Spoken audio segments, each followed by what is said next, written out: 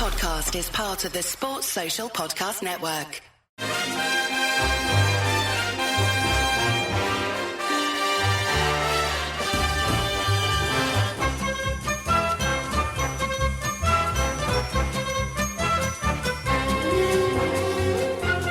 Well, hello everyone. I don't even know. I'm not doing the usual intro. I can't be bothered.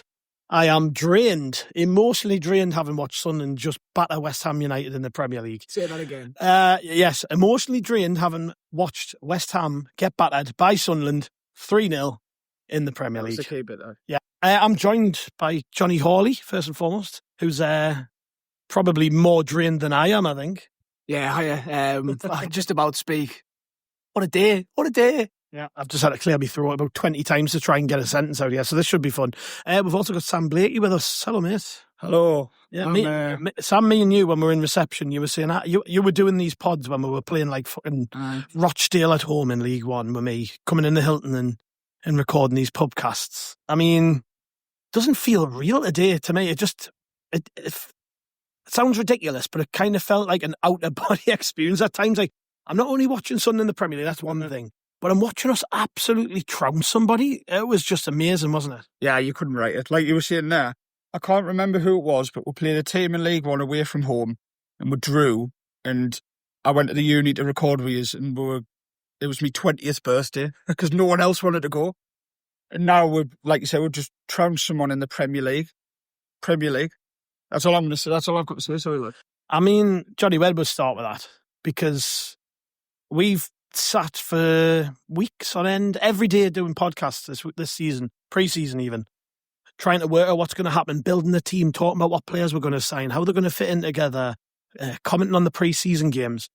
I mean, again, can I just say pre-season means nothing? Yeah. Because that today is nothing like anything you saw in pre-season, because you can't replicate that whole experience in a pre-season game. And I mean, we were unbelievable today. Like, I thought even at half-time, I was talking to my mates, and I was like, well, it was pretty competitive first half. I think we were quite conservative, but we had our moments where we broke away, and I thought, we could break and get something here. But it was, I turned to my mate at 1-0, and I went, it doesn't matter what happens here. Look how organised we are. Look how well coached we are. This team is gonna be the death of me, because it's just, how do you go up another gear from that? That was so good, wasn't it? It was unbelievable. I mean, literally unbelievable to the point I'm still sat here talking to you two about it, thinking, did that really happen? But I think the word I'd pick out from what you just said was organised. The organisation of that team was absolutely phenomenal. Even in the first half, when I think it's fair to say we grew into the game a bit. We obviously started a little bit slower, and, the players were feeling the way in, which is to be expected. But even, them first 5, 10, 15 minutes, and even when West Ham were having a couple of chances and forays into our final third, we just looked composed, and we looked like everybody, despite the fact that a lot of the team is still probably learning each other's names. They knew what they needed to do. So I think massive, massive credit has to go to Bris, because the work he's done over pre-season to get that team into such a well-drilled unit for the first day of the season is second to none. And then beyond that, the quality, not just of obviously the new signings, but the lads who've stepped up as well. Dan Ballard, Trey Hughes. All 3 goal scorers were in last season's team. Exactly, all 3 goal scorers came up from the Championship, and that speaks volumes to the character of those lads to be able to make that step up instantly and have that impact. It was phenomenal. And look, I mean, obviously we all want to just wax lyrical about them because they were brilliant, but just to take a step back as well, that was a team who, they're in. People don't fancy them to have a great season, but a couple of seasons ago, they won a European trophy. There were players in that team who lifted that cup. Jared, I mean, we were saying on the preview pod as well, Jared Bowen, Fulkrug up front, Ward Prowse, like some of these players, Areola in goal, these are seasoned Premier League players, internationals, trophy winners, and we've just took them to bits. It was absolutely brilliant. You could not ask for a better start. Full credit to every one of them. Yeah, that's as good as it gets for me. I mean, by the way, as we record this, we're top of the league. I think Man City are playing on there. Aye, but we're better than them. But if someone had said to you before kick-off, Sam, you're going to be top of the league by the end of the game, you just would have laughed in their face and went, fuck off, man. You just wouldn't have believed it, would you? I wouldn't have even acknowledged them. Like, that game today, the whole build up to the game was emotional. As I said to you before we started recording, I thought if we got promoted, I'd shed a tear and cry. I didn't at Wembley, but when Ready to Go came on, Wise Men Say, when the T4 went down today, and that horrible, stupid Premier League anthem comes on that no one likes, it was just like surreal. And then I was sitting down in my seat thinking, well, we've had that, now we've got the football, and I can't believe that the actual match was better than that. It reminded us of Coventry, but obviously a massive step up, where you have the ball, you do your flicks, you do your passes. We've got Big Dan Ballard and everyone else who are getting away with it. And then when we need to, we'll score good goals. And I'm not going to take credit for this because I'm too high to think about things. But Johnny reminded us that the 3 goal scorers were scorers in the playoffs. And I think all the players were signed, all the change that's happened, all the money was spent. For them lads to score 3 Premier League quality goals is absolutely everything about this club. Yeah, I just think that the occasion as a whole, it just felt like it was our day. You mentioned Coventry there, and I came away from the Coventry game as it was just going to be our day. I just knew it was because we made not just the players, they did their bit, the coach did his bit, the club did their bit, but the fans did their bit. We made a big deal of this. The stadium was full. We were loud from start to finish. The tifos, roaring on every tackle, every time we won a second ball, there was a roar. To me, that's like football. The last 2 home games we've had at the stadium, I'm going to say that's the best 2 feelings I've had. Today, I know we've beat Newcastle and I know we've like stopped up and stuff, but like today, I just felt like that's the most connected the club's ever been, genuinely in my life. And as well, it's because, like you say, we've had higher highs than this. You know, we've had the 6 in a row against the Mags, and we've had, cup runs where we've got the finals or whatever. But it's a cliche, but it's a cliche for a reason. You have to experience the lows to appreciate the highs. And the 8 years we've all just gone through. I mean, we've said this a million times at this point. There was that 8-minute soliloquy that you put out, at the end of last season and all that, about all the different moments and the ridiculous things that have happened to this club in the League One years and all the rest of it. To go through that and then come out on the other side on a sunny afternoon in front of a 49,000 crowd at the Stadium of Light in the Premier League opening day, and to torture West Ham like that, you can't appreciate how that feels without saying all the shite before it. You know what I mean? It makes everything better, and it really does. And that always, and I think that's got to guide us from this point. Like we can never go back to them days, and we should always use those experiences to shape the way the future is for Sunderland. And I think that's what you saw today. We can go through the team, Sam. I think start with the goalkeeper. He was fucking mint, wasn't he? He was. He was catching footballs, so that I was off my seat. That's like, you see what go through the team. When I was looking before, I think it was 7 new players in the starting 11, and that's not including when Seal went off. Right. For Alderete. Yes. I was hoping one of well done. Yeah. I was hoping one of you would do it. But then he puts in a cross, like an unbelievable cross from his centre from about 6 miles out. I'm going, what's he doing? Oh, fair enough. In my end.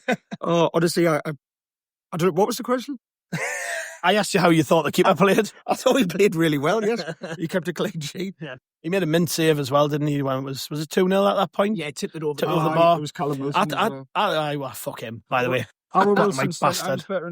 Well, we were saying, like, when I was watching the game, I was like, I feel really bad for saying this, but like he just does everything, the basics really well. Catches the ball, as you said. Like they were having like when they had set pieces, balls coming into the box. Bear in mind, they've probably got one of the best set piece takers in the world. James Ward-Prowse. It's the only reason he plays in the Premier League, because the rest of his games are pretty naff. They've got big as well. To play 3 at the back for a reason. They've got big boys as well. Yeah. So and then our keeper's just charging out one-handed, punching it 20 yards, and I'm like, fuck it, I forgot what this is like. He's really young for a keeper as well. Yeah, he's really young for a keeper. So you bear in mind that kid in front of that crowd today, he's had 1 full season of football in his career, and he's come from a pretty small club comparatively. So like, hats off the Roofs. I think he was, and the crowd already love him. Every time he caught the ball, he's screaming his name. And there was one moment he had either a goal kick or a free kick from inside his own box, and he looked like he was getting ready to launch it long, and then he just ran up to it and played it to Hume at right back quickly, and everyone around me was going, "Oh wow, that was class, that!" And you're thinking, it was only a 10-yard pass, but like, it's the presence of mind to see it and to play it. The confidence he had looked brilliant. Like you say, young lad, first second season as a senior men's player. That was, hats off to him because that was brilliant. Yeah, and then moving into defence, I guess Ronaldo. I thought he actually had a bit of a shaky start. I wouldn't say he was too bad. I think there was a couple of times where he gave the ball away, but defensively so good, solid. Amount of times he won the ball back, where it just didn't look like it was a 1v1 situation. He was nipping in and winning the ball, outstanding. And then on the other side, Hume. We've been saying he's a Premier League player. Showed it today, outstanding. He stepped up. There was a header in the second half where I think usually a fullback would just let the left winger control it, and he just went for it. You think if he misses this and he got a head on it, I think someone else controlled it, give it back to him, and he stepped up. He didn't look nervous, and he's one of the lads that like you're saying, when we've known he's been Premier League quality, but you are a bit nervous because you've been on the journey with him. But watching him, he made us proud today, didn't he? Yeah. And then going into defence, Sealed actually did okay, but there was a couple of times where Bowen in particular just turned him. But, other than that, he did okay, but I'm just glad it never really cost us. And this sounds awful, and I hope his injury is minor and he's going to be okay, but it improved us when Alderete come on. And he, considering he's barely kicked the ball all pre-season, came on, I mean, fuck me, what a find. I love him already. He was just... It was like he'd been playing for us for the last couple of years. He was calm, money. He did a few touches where I think I think one of his first touches he turned them inside out, didn't he? Didn't he like a Cruyff turn? Yeah. With some of his first touches? He sort of half brought it down in the sun. One of his first touches, centre half, you think, just put your head on it. He took it down and give it out wide. And he was just calm, and that's the step up. The biggest compliment I can give him is he reminded us the way that he played the game of Luke O'Nien.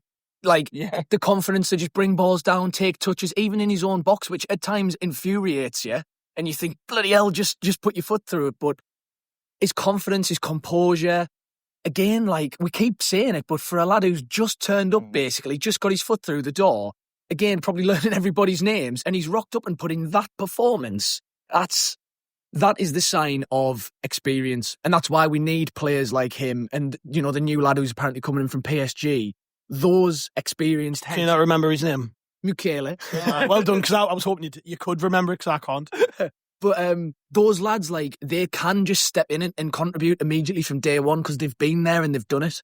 And that's why it's more credit to the young lads for us who stepped up today, because it's a lot harder for them. But Alderete was a sign of, you pay money for somebody who was one of the top defenders in La Liga and you get a bloody good defender, it turns out. Yeah. Well, that's it, isn't it? I mean, we'll get on that in a bit, but just the difference in the quality of the players we signed, I'm looking at them and it's just because it's been so long, we just haven't seen it. Alderete is a great example. He's obviously not at 100%, comes on and plays like that. You just think, well, what could he do when he's fit, And next to him, Ballard, outstanding. Absolutely.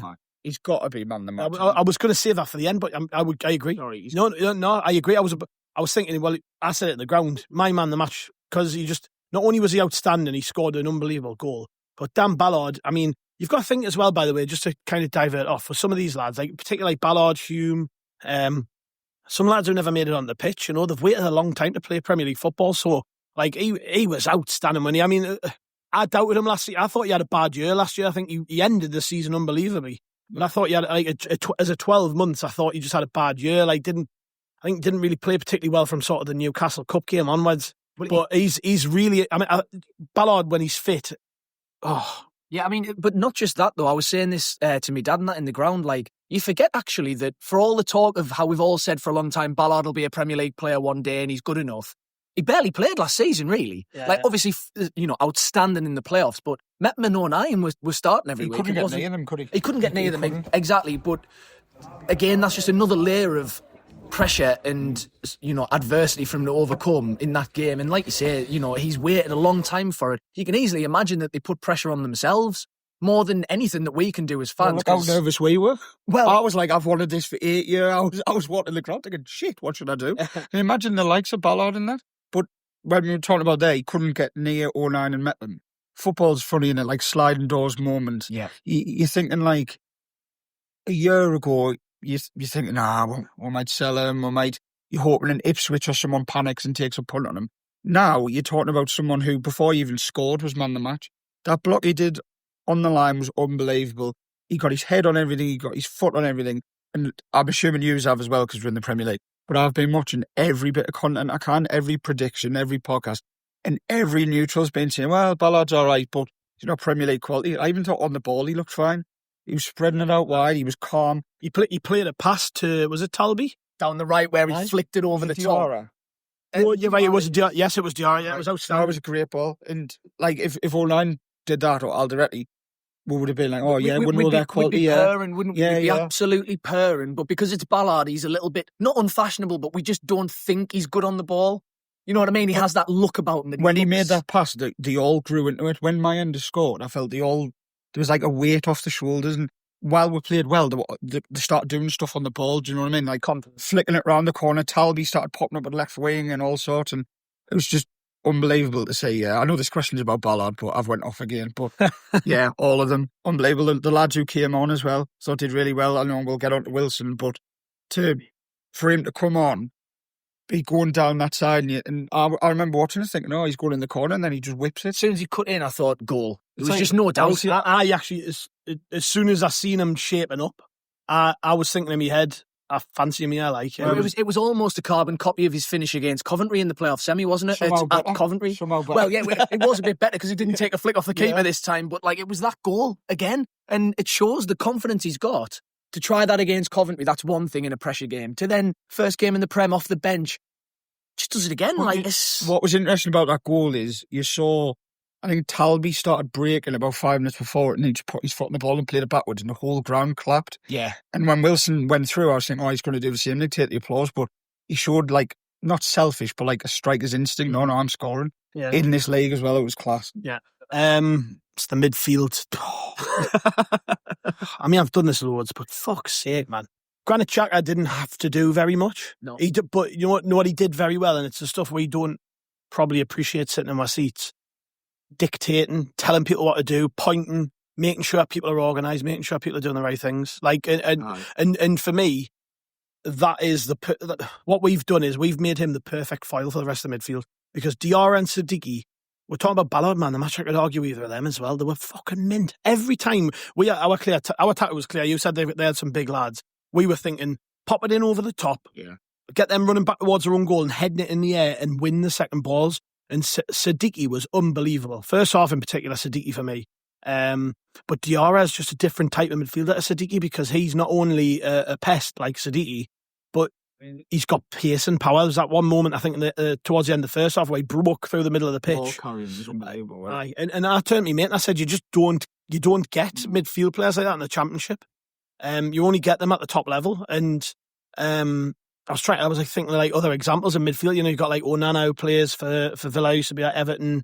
Abdoulaye Doucouré has done it for years in the Premier League. Like, you know, like you need players like that in your team, I think. And if you look at West Ham's midfield, they didn't have that. I had to, on the way out the ground, they taught me, mate, I was saying like who played well for West Ham. And I was like, well, Bowen had a canny game, and I thought Wan-Bissaka looked all right. But like Paquetá is a Brazil international, and he didn't. Invisible, wasn't he? Yeah. He did nothing. And that left back, or the left wing back, that Diouf, who everybody's been ranting and raving about, invisible again. Just because. But I almost think that's, again, more credit to us than it is a knock on them, because I think we made the game so difficult for them that they couldn't impose themselves. And the quality in that, again, I know West Ham are predicted to have a poor season, but they've been in the Premier League for 14 years non-stop. Like, that is as established a Premier League outfit as you can get, basically. And we've made them look ordinary. Yeah. But like I say, the midfield was unbelievable. And then I thought, going up to the wings, I know there's been, like, and wrongly, actually, I'm gonna call this out. Like, some of the stuff I've read about Adingra and Talby, it's fucking pre-season, man. Yeah. Some of the stuff, I just think, you know, the young kids, they're going to be finding their feet, and it's pre-season. Watch them two today. Just grafted their tits off. And Adingra put, you know, an unbelievable pass in for Ballard's goal. I mean, the cross came from his wrong side, really. He was on the right-hand side of the pitch. Adingra's ball in with pace on it. That's Premier League quality. Like, again, when I say you don't really get that in the Championship, you don't. You don't get that in the Championship. And you couldn't have wished for anybody better than Dan Ballard to be on the end of it. But again, Adingra's quality showed. I thought Talby grew into the game and got better and better. And there was a couple of moments where, in the second half, when West Ham were leaving gaps at the back when they were piling forward, it was Talby who was causing danger and making the space for us to cut them open.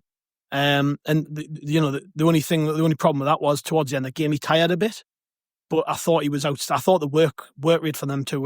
You've got to be like, we've kind of got that under Bris is that if you're a winger in Sunderland's team, you can't just be a flair player who occasionally turns up once in 5 games. It's like, no, first and foremost, you work hard, you graft your arse off when we haven't got the ball. And then when we have got the ball, we're expecting you to be fit enough to get up and down the pitch and cause issues. So, but that's the kind of quality you expect when you pay 20, 25 million pounds for players. And I know, yes, they're a bit of a project and they might not play well every week, but an outstanding start from the pair of them. A Dinger in particular. Yeah. There's a lad who, yes, he wasn't last season anyways, he wasn't playing every week for Brighton.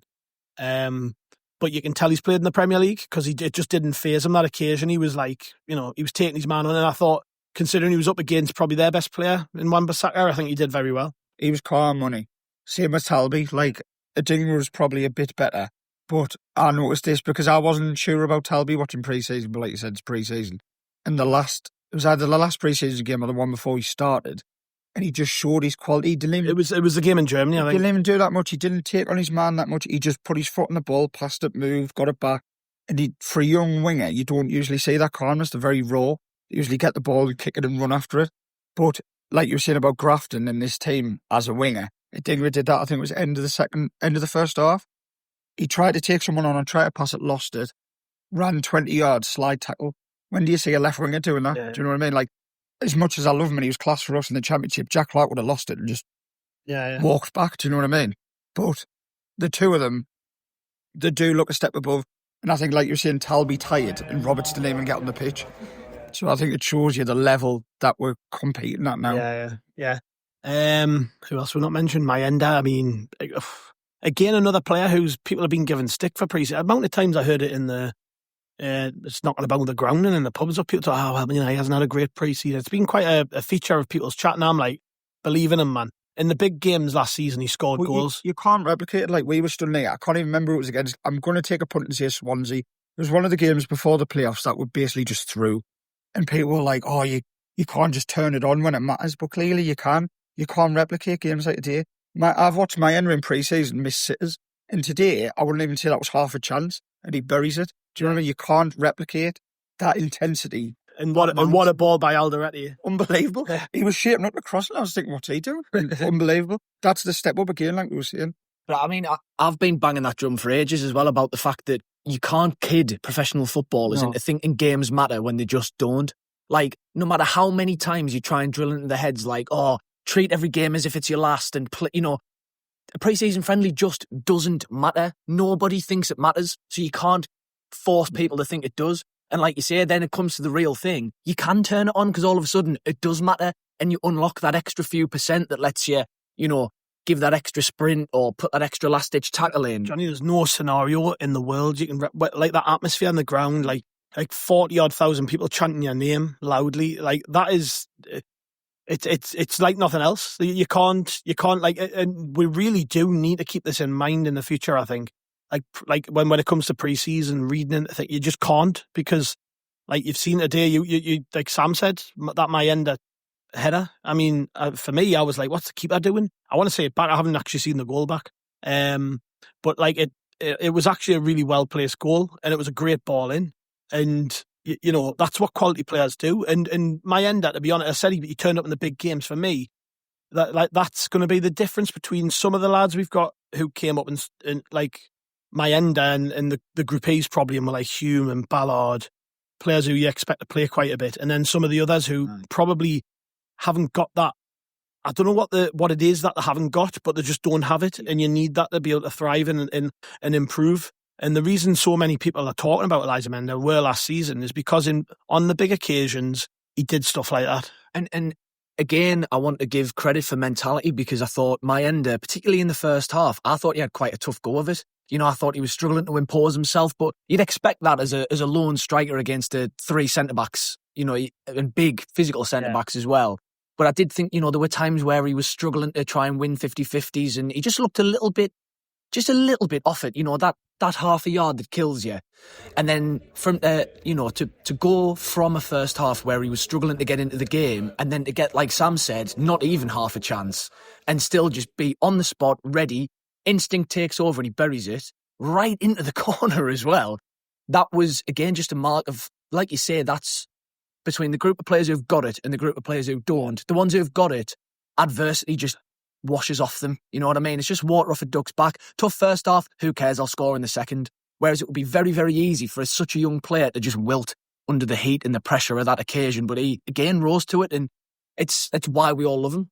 And the moment where the whole ground was singing his song after he scored, that was the loudest I've heard the stadium since Ballard against Coventry. You see, at the end as well, he tried to do his thing where he throws his arms up, and then Wise Men Say came on. He was like, "Oh, I'll just mill about." And then he walked back towards the centre circle. It was good, But then when he did, everyone hung about because they knew it was coming. That was another thing. But I'm going to get on to Isidore in a second. But that was another thing I really liked today. That the majority of people stayed in their seats and clapped the players off. It's a bugbear of mine that so many people leave the ground when we're winning games. And today, I mean, you to a man, they were outstanding. I mean, again, I'll step back anyways. We're all over the place, as you can probably tell. I know we've already kind of mentioned him, but Wilson Isidore, he's had a stop-start pre-season through fitness. Is clearly behind Eliza Mayenda in the pecking order. But it's this thing when Regis Bris talks about finishers coming off the bench to do what they can, it really does feel like the players buy into that. Because Enzo Lefebvre and Wilson Isidore came on and they just ran the arses off for the team. But it's that the thing I love about Wilson Isidore is that he's capable of some unbelievable goals. And that finish was just so good. And I'm looking right across him when he's bearing down on goal because I'm in the southwest corner. So he's basically running towards me. And I just fancied him. I just seen the way he was shaping up. And you think, we're an unknown quantity still to a lot of these players. They don't really know who Wilson Isidore is. And he made a lot of defenders look foolish by scoring that exact type of goal last season. And I mean, I think for all three goals, by the way, I'm glad that lad was in goal for them. He's 28 million quid he's just cost them, I think. He was... is he from Leicester? Yeah, is it Mads Hermansen? I said Areola before, but you're right, it was Hermansen. Yeah, sorry, what? Yeah, so and I'm not saying that we wouldn't have scored those goals if he hadn't been in goal, but I think it was probably a good idea he was in goal, because he got nowhere near anything. He made a good save in the first half. He did, yeah. No, they are rich hands. Yeah, I just think with all three goals, I would be probably looking at him and saying he could have done a bit, but still, regardless, my point was that Isidore. He's had to wait his turn, and he knows he's not thick. And he didn't he get asked about it? I can't remember. There was an interview through the week or maybe after the last game where someone asked him about Mayenda and he was like, "Oh, I'm really happy for him that he's doing well. But if you think about it, his best football came when he played alongside me and all this." And so he must be conscious, I'm not first choice because Eliza's been in the team all the pre-season. I've not been there. And we talk about characters and we talk about having the work rate to do well for your team and stuff. There are a lot of footballers who in that situation would chuck their toys out the pram. They'd be demanding a move away. No, Wilson Isidore's I'm going to take my chance when I get it. And he comes on the pitch and it was the only chance he had to do anything, to be honest, but he took it and he's going to be so important to us, isn't he, this season, isn't he, Tom? I was over the moon for them two scoring, the two strikers, because I'm not even going to try and do this one by myself. I'm just going to call him the Chelsea striker. Mark you. Yes, whatever you just said. The lad on the bench, he must have been sitting there clapping going, "Oh, shit." Because those two lads could have easily come up, took the Prem wages, Mayenda's just signed a new contract, took it easy and thought, "Oh, I'll get me minute." And they've both took it by the scruff of the neck. And did we even doubt them doing that? Because I didn't. I didn't doubt Mayenda and I didn't doubt Wilson, like you're saying. We saw him do it at Coventry. And we've seen him do it today, and he'll do it. He might not start the next game, he might not start the one after. He might start 5 in a row and not score, but his head won't drop. It'll still be Wilson Isidore around the ground, around the training ground, like on the videos we see where he's quality, and you want people like that. You need people like that. Yeah, it's hilarious that's probably one of the poorer goals that Isidore scored in a Sunderland shirt, and it was still class. Yeah. And just to echo what Sam said, I mean, again, the mentality from Isidore, brilliant. As he said, it would be very easy to just turn around and go, "Oh, wait, I'm not first choice and they've signed another striker from Chelsea and I'm not going to get on the pitch and I'll just pick my money up." But was Isidore ever going to do that? No, of course he wasn't. We all knew he just loves it to be here. And he's going to fight tooth and nail to get on that pitch. And it's only going to be a good thing for us this season that we're going to have 3 young, talented and hungry forwards who are desperate to play and score. And we've already got 2 of them off the mark. Because, as well, it's a monkey off the back immediately. Yeah. There's no goal drought. There's no, is he ever going to adapt? It was the same last season at the start with Mayenda when he got off to such a good start, and you were looking at that because he'd done it in pre-season as well, to be fair. But then I think it was the Chef Wed game, wasn't it? Yes.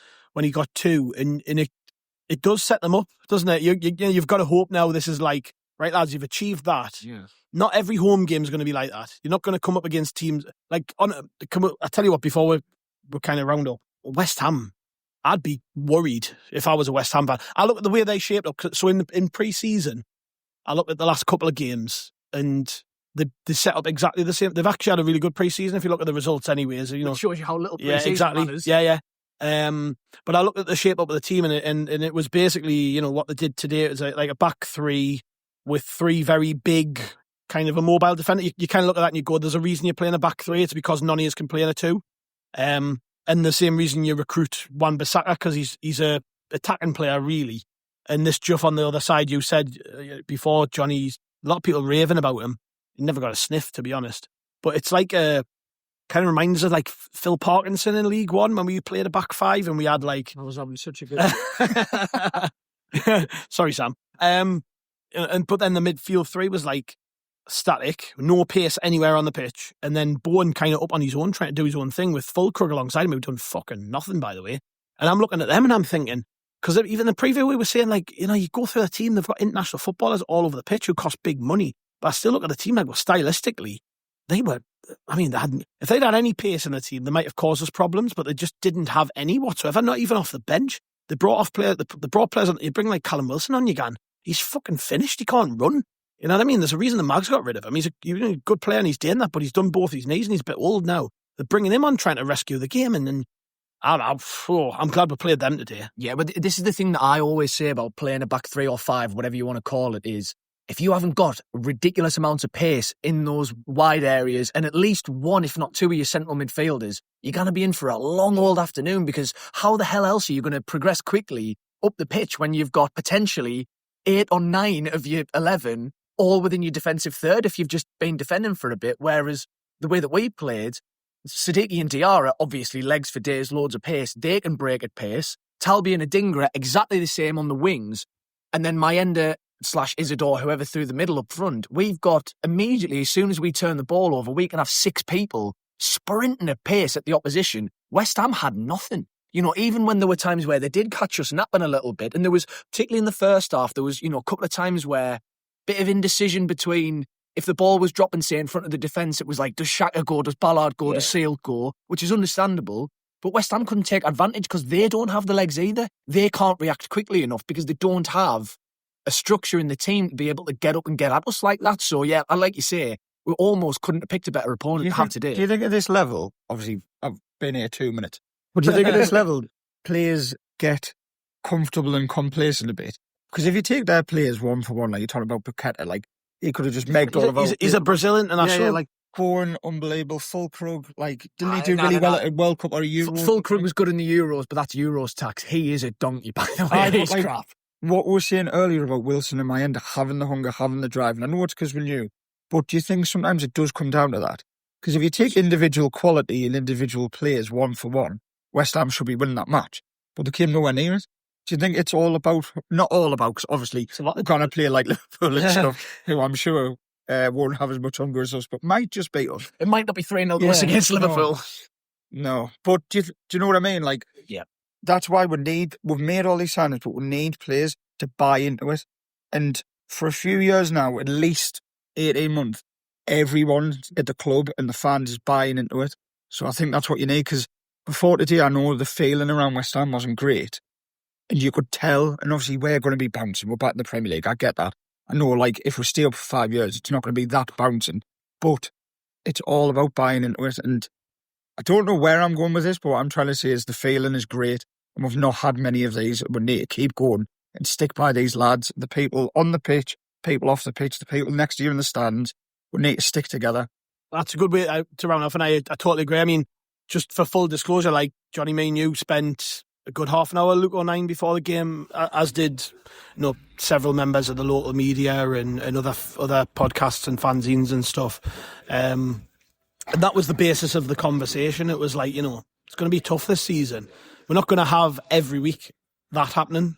And it's difficult to have this conversation now when you're like, you know, fucking high as a kite because top of the league, just won 3-0.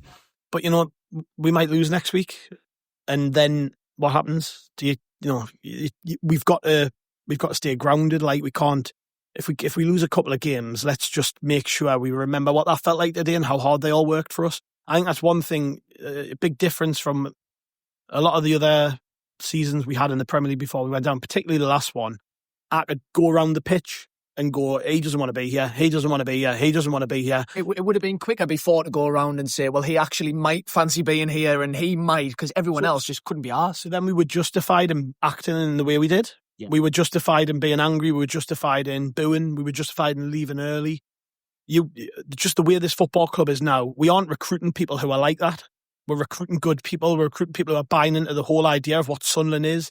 The football club is never, I said this at the start and I mean it, we've never been in a better place in my life. Never. Even when Peter Reid was manager, you know, we had great times and we played some brilliant football and we finished 7th in the Premier League. But as an institution, as a football club, it's never been this well run. It's never been as good as it is right now. I'll stand by them words. If anyone disagrees, fair enough. But, you know, you've got to keep that in mind at all times. We're going to lose games of football. We've got to stick by them, as Sam says, because if we do, we will stay in the Premier League this season, because we'll have lots of home games like that where the crowd carry them through it, where we show our quality, where the lads feed off the crowd. You know, the crowd are absolutely buzzing. They're fucking giving another 20%, and it's going to be the same away from home. And we're selling out away ends everywhere, and you know, the lads are under the cosh and the fans are with them the whole way. You know, we're going to need to be together all season, even when we lose games and people start singling players out. We need to not do that. I genuinely think we're onto something good here, and we can do a lot to keep that good feeling going. And it's going to carry on all through the week. I mean, I can't wait to just talk about this again. I'm back on in the morning with Martin and James Hunter on the pod, so I'm going to get to do this maybe with a clearer head and a bit more perspective. But right now, I'm absolutely buzzing. And we're going to get to do this every day through the week. I can't wait. It's going to be great, isn't it? Just continuing to talk about this. Who we got next?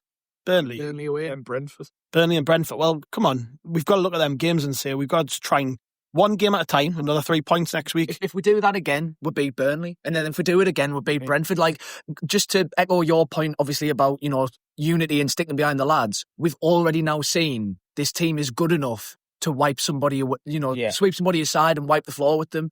So when we lose games, and when we lose bad games or games that we should win in inverted commas, we don't need to panic, because we've seen they can win. It's not like if we started with 4 losses and you go, are we ever going to get a point? Are we ever going to win? Yes, we are. We already have. You know what I mean? We've put a marker down. So that's the standard. We're not going to meet it every week. But when we do fall short of it, don't panic, because we know that's the standard. Yeah. We've got the perfect manager for that, though, haven't we? Yeah. Because he won't be as high as probably today.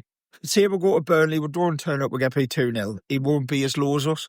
And then we'll go into Brentford, clean slate, and I'm behind him. I've got him on my chest. I've got him in my heart. I've got him in my head. We're behind him. We're behind all of them. What do you reckon Regis Bris will be doing tonight? He'll have 1 glass of wine and then he'll go straight back to the office and he won't leave until 6 o'clock in the morning. Yeah, cheese and biscuits maybe. And Aye. Yeah. 1 little cracker and a little bit of brie. Yeah, well, a little bit of brie. Quite like that. Yeah, I don't know if you meant that or not, but that's the title. Yeah, well, I think that's, I mean, I could sit here all night talking, to be honest, but we've got homes to go to and voices to look after. So thank you very much, Johnny, Sam, thank you. Listeners, we'll be back in the morning. Like I said, we are recording first thing in the morning with James Hunter, formerly of The Chronicle, who will have been at the game today and will have enjoyed every single second of that, as will Martin, who stayed up very late for this one, I imagine, in Australia. Worth every single second, I'm sure. For when he used to stay up, bless him, till daft o'clock in the morning to watch us lose in League One, I'm sure he doesn't mind staying up for that. Thank you very much, everyone. We'll be back tomorrow. We'll see you then.